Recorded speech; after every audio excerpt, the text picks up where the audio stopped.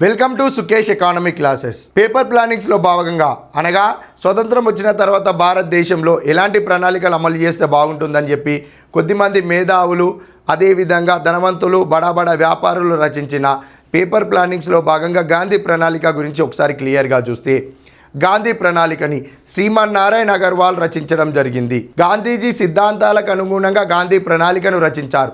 ఇతను బాంబే ప్రణాళికను రచించిన 8 మంది పారిశ్రామికవేత్తలు రచించిన a brief memorandum outlining a plan for economic development పేరుతో రచించిన బాంబే ప్రణాళికను పూర్తి స్థాయిలో వ్యతిరేకించి పారిశ్రామిక రంగానికి కాదు గ్రామీణ ప్రాంతాలలో ఉండే వ్యవసాయ రంగాన్ని డెవలప్ చేయాలి, చిన్న తరహా కుటీర పరిశ్రమల వాళ్ళను డెవలప్ చేయాలి, భారతదేశం యొక్క అభివృద్ధి గ్రామాలలోనే దాగి ఉంది, గ్రామాల అభివృద్ధి ద్వారానే భారతదేశం అభివృద్ధి జరుగుతుందనే గాంధీజీ సిద్ధాంతాలకు అనుగుణంగా గాంధీ ప్రణాళికను 3,500 కోట్ల రూపాయలతోటి శ్రీమాన్ నారాయణ అగర్వాల్ రచించడం జరిగింది.